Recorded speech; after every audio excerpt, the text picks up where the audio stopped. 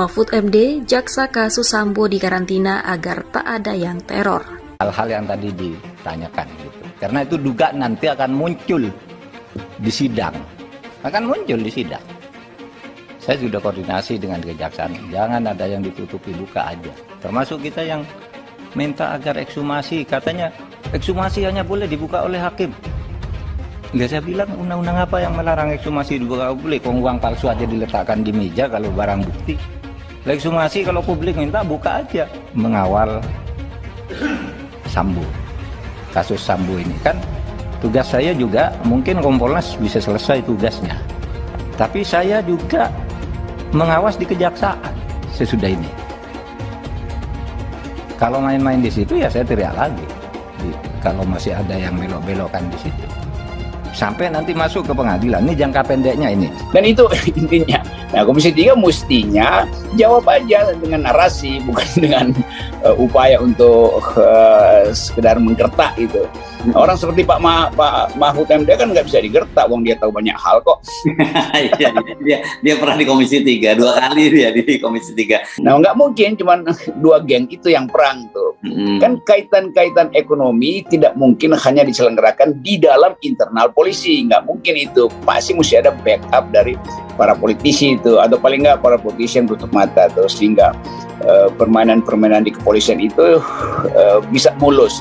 Kan nggak, kalau DPR dari awal watch, dan tugas DPR apalagi Komisi 3 itu me-watch perilaku polisi kan dalam soal-soal semacam itu, dan itu artinya lalai DPR tuh, terutama Komisi 3. Nah, kelalaian itu yang kemudian dihubungkan oleh publik bahwa kerusakan di kepolisian juga ada bagian dari tiadanya pengawasan oleh Komisi 3. Oh, ini yang kayak begini-gini ini tindak dong. Iya. Tindak, padahal dia belum melakukan banyak apa-apa soal kasus ini, tapi dia udah kasih kode, ya, ke polisi, tindak dong, jangan sampai ini terjadi, gitu loh. Dan jadi sama dengan ini juga, ketika ini mohon maaf ya kan DPR teman-teman kita juga, ketika misalnya ada isu mengenai katakan amplop ke DPR, yang ada buahnya ancaman. Itu kan mestinya nggak begitu dong. Kita kan nggak punya kemampuan untuk membuktikan sendiri, justru itu menjadi masukan buat mereka untuk melakukan internal investigation misalnya. Tapi kalau kita disuruh membuktikan, kalau tidak terbukti kami akan adakan perhitungan. Loh, ini wakil rakyat kita malah ngancam kita.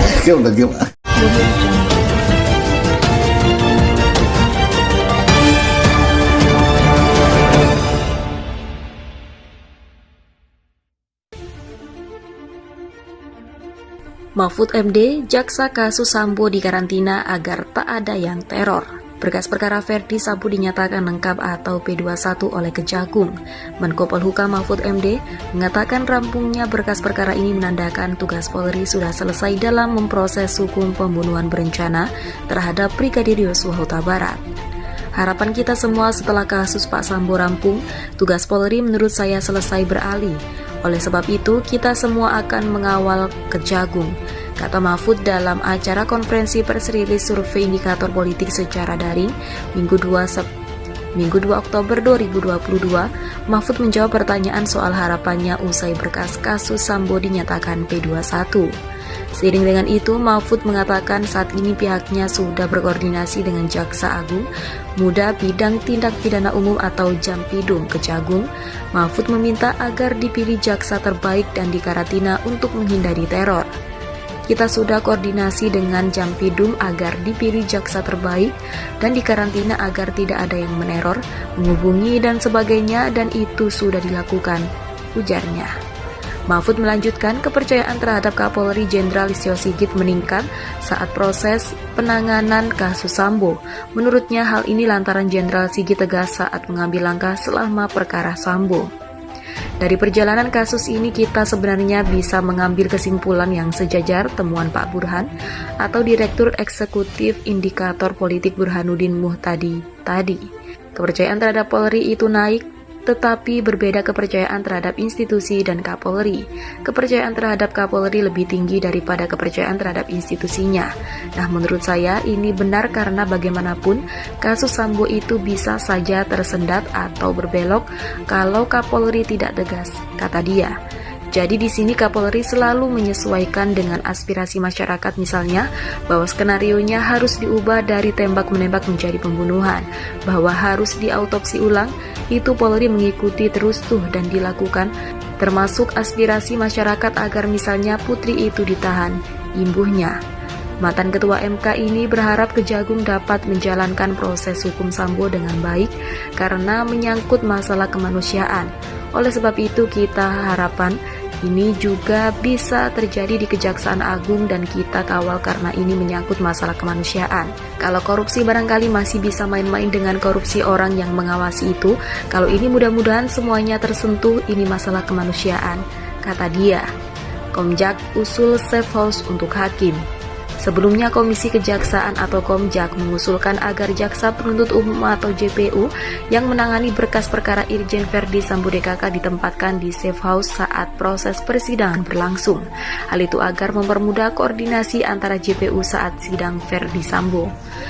Bahwa ini penempatan jaksa di safe house. Langkah-langkah yang bisa dipersiapkan jadi belum ditempatkan di safe house, perlu dipersiapkan dan apabila diperlukan sudah siap. Saat ini kan masih P21 belum pelimpahan tahap 2 dan pelimpahan pengadilan, kata Ketua Komjak Prita Simanjuntak saat dihubungi Detikcom Kamis 29 September 2022. Kasus ini kan menarik perhatian besar masyarakat dan adanya harapan besar ditangani dengan baik, profesional dan transparan di tengah adanya kekhawatiran dugaan intervensi faktor-faktor non-hukum, kata Barita. Ia menyebut jaksa kasus Verdi Sambo DKK yang ditempatkan di safe house agar mempermudah pemantauan komunikasi, proteksi para jaksa yang bertugas, adapun langkah-langkah antisipatif dan direncanakan untuk ditempuh dalam rangka memastikan tim JPU bekerja dengan baik, profesional, aman. KY ungkap wacana safe house untuk hakim. Komisi Yudisial atau KY akan memantau sidang Irjen Verdi Sambo DKK di kasus pembunuhan Brigadir J. Hal itu bertujuan menjaga kemandirian hakim atau tidak ada pelanggaran etik. KY akan hadir dalam bentuk kewenangan pemantauan dalam persidangan kasus ini. Tujuannya untuk menjaga kemandirian hakim, kata juru bicara KY Miko Ginting dalam keterangannya Kamis 29 September 2022. Adapun pemantauan KY itu dilakukan untuk menjaga agar hakim tidak melakukan pelanggaran kode etik dan pedoman perilaku hakim. Kedua, untuk menjaga agar hakim tidak direndahkan kehormatannya, misalnya melalui intimidasi atau iming-iming. Lebih lanjut, KY juga akan mempertimbangkan berbagai usulan terkait persidangan Sambo DKK, misalnya soal usulan mengenai wacana safe house untuk hakim, hingga wacana pemindahan lokasi sidang berdasarkan persetujuan Ketua Mahkamah Agung. KY sedang merumuskan respon konkret terhadap hal ini dengan mempertimbangkan berbagai usulan. Misalnya ada wacana safe house atau temporary relocation mechanism terhadap para hakim, terutama apabila perkara ini tetap disidangkan di PN Jakarta Selatan. Ada juga usulan untuk mendorong pemindahan lokasi sidang dengan persetujuan Ketua MA, katanya.